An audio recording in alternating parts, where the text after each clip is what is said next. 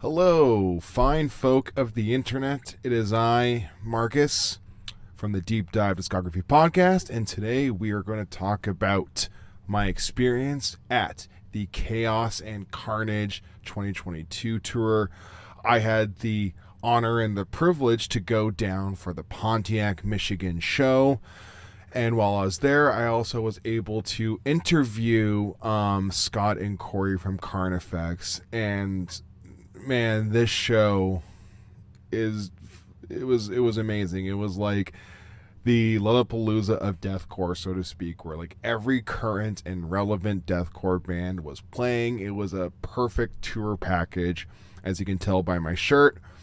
I bought some Distant merch. I also bought some Angelmaker merch, and man, it was so good. So, where do we begin besides the top? Unfortunately, I did miss out on a lot of Distance set list because I was interviewing Carnifex during that time. Sometimes it's complicated to schedule those things, but I was able to catch the last couple songs of their set list. They only played for 25 minutes, give or take, and man, it was crazy good.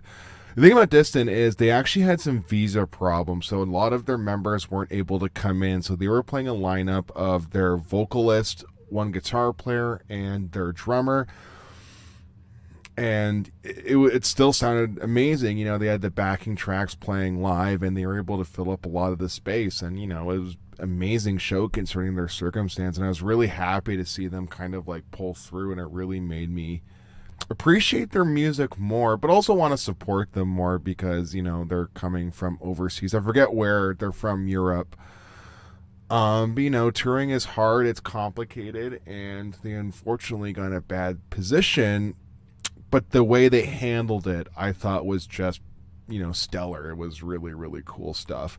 So I was also in the photo pit for a lot of these bands, so I was quasi distracted, trying to get good shots. But while I was getting these good shots, I was listening to one of my all-time favorite bands right now, which we did an episode on, Angelmaker, and their set list was just awesome. They had a new album come out earlier this year, so they played a couple songs off of that, a couple songs off of the self-titled album, a couple songs off the previous efforts. They played Leech as the closer and stuff like that. And yeah, dude, it was amazing seeing that band with their two vocalist setup.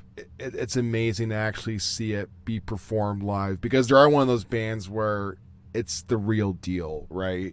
When you listen to the album, then you see them live, you realize yep, this is actually what this band sounds like and represents. And Angelmaker has 3 guitar players, and it's amazing how good it sounds with that much sound happening. Mixing 2 guitars live is kind of a waking nightmare for metal sometimes, and the fact they're able to pull off 3 of those at the same time, I think, is just stellar.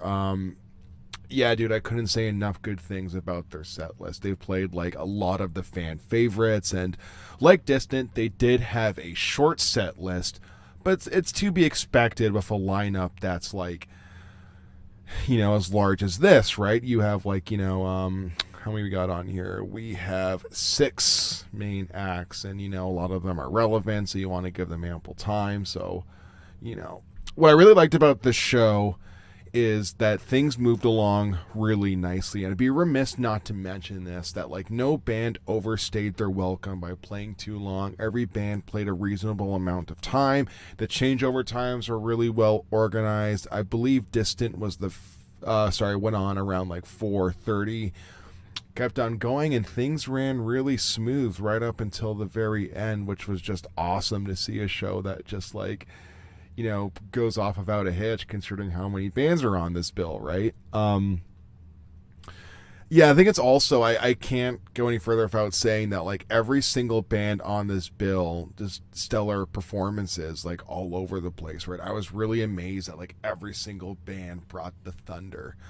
Every single band did an excellent job of representing what their music actually is, and every single band, what they play feels accurate to what's on the record. And that's really awesome, because metal's a really sonically complicated genre, especially if you're a creator, you'll know what I'm talking about. Like the logistics of recording and playing this stuff live, there's like inherent sloppiness if you don't have like a certain production value to it. And when a band comes live and everything sounds really clear, really clean, and like everything's cutting through nicely with really good sound mixing, it just, it's awesome. Upon a Burning Body played next. I'm actually the least familiar with their music, but I gotta say, man, their music really, really does translate super well live. So for those who don't know, they're probably the most, I guess you would say, like party band on this bill. A lot of their music's a lot more rhythmic. It's a lot more like southern kind of influence, like that southern hardcore deathcore kind of sound. They're from Texas, so they have like a really big Pantera kind of vibe to them, like really bouncy, kind of like groovy, rhythmic, mid-pace kind of stuff.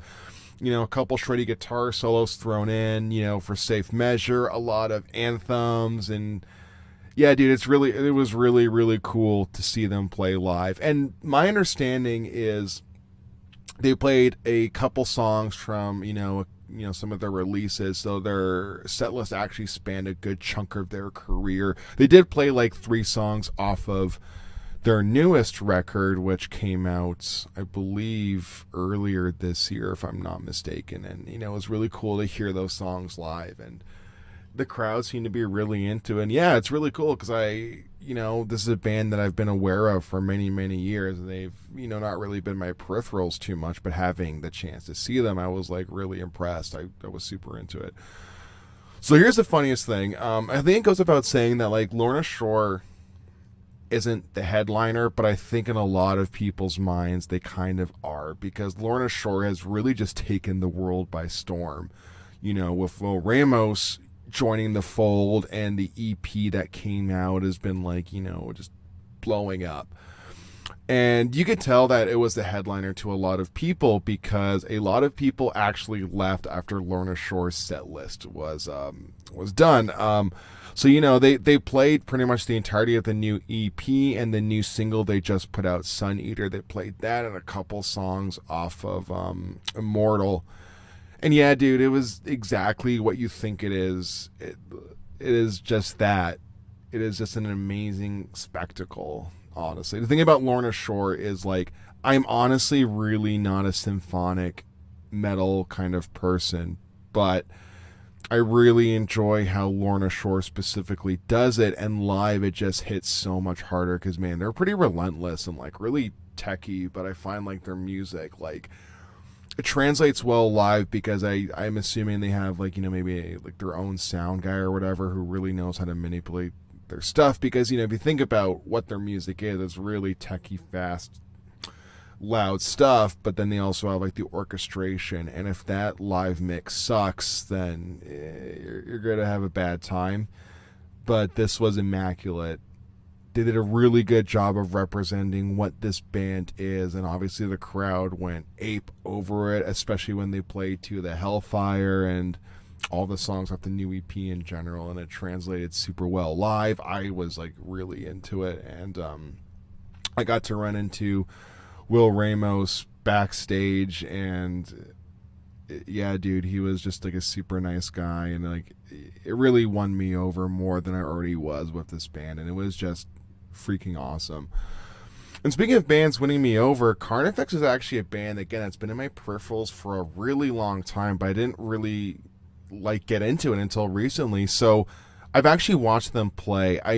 If I'm not mistaken, I don't want to get this wrong as I might, they were on the Summer Slaughter 2019.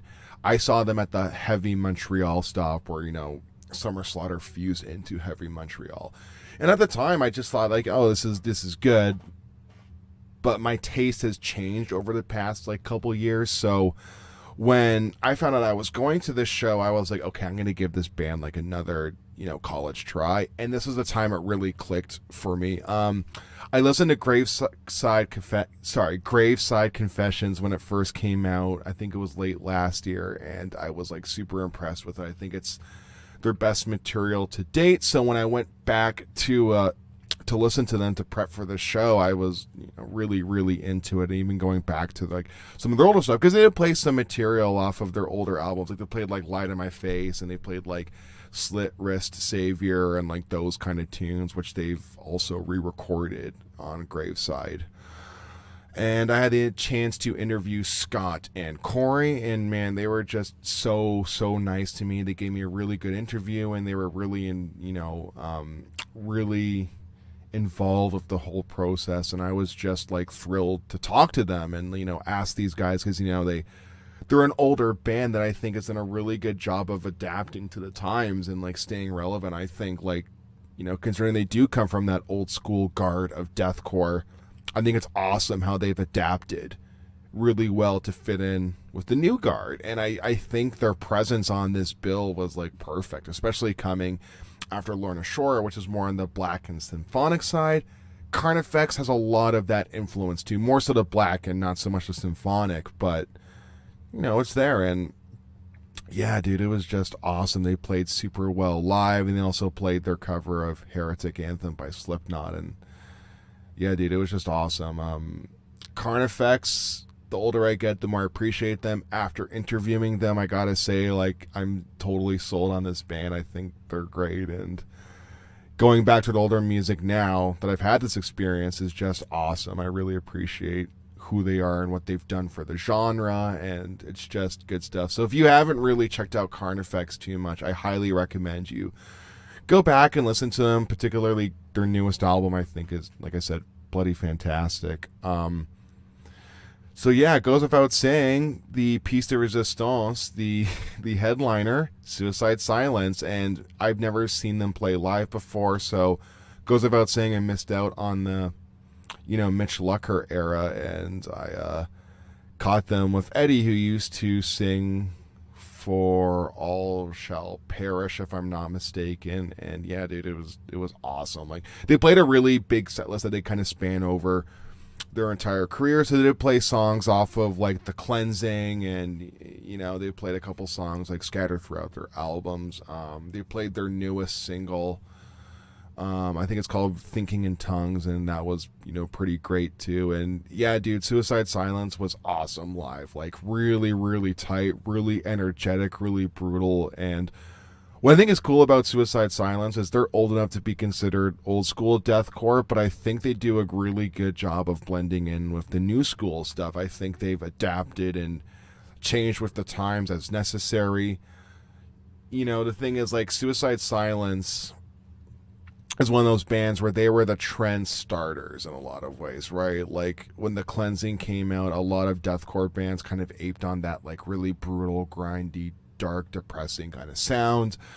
When they kind of went to more of that new metal vibe on You Only Live Once and like those kind of songs, a lot of people kind of started copying the whole like deathcore, new metal, metalcore hybrid kind of thing. And oddly enough, they've kind of gone back to the old school deathcore sound with their newest single, and I think it's really cool, like, that it still works, right? Like, you would have thought that the old school deathcore sound would be kind of dated and kind of hokey, but they pull it off. And when they play their older material with this new and re-energized lineup, it translates really well. It doesn't feel dated. Like, when they play songs like Bludgeoning and stuff like that, it works. And I was really happy to finally get the chance to see them. And again, Suicide Silence is actually a band I'm not really into that much, but seeing them live kind of won me over a bit. They've always been a band I've like super appreciated and like watched over time. But having saw them, especially the older I get, the way my taste has changed, I really appreciated them. And then, going back to their older material after seeing them live with this experience was, it's really cool. And I think it's awesome that they're still killing it despite them being around for as long as they have. And that's what I really appreciate about, again, like Carnifex, Upon a Burning Body, and Suicide Silence, is they're a bit older, but man, they still bring it. And I think that's just so great that these older bands are, mingling with the newer bands. And I think like everyone's energy is feeding off each other. I feel like the genre is in a bit of a renaissance right now where, things are being taken a little bit more seriously, which is great. Me, Scott, and Corey talked about this during an interview, which I think will be up by the time this comes out. And I asked them, like, hey, how do you feel like this concert's like the new guard welcoming the old guard? And he said, like, I push back on it because I think that, we're still new in a lot of ways. He's like, I still feel like we haven't gotten to that point of being a legacy act. And I think I really respect what he said about that. And I think he said some really amazing points about that.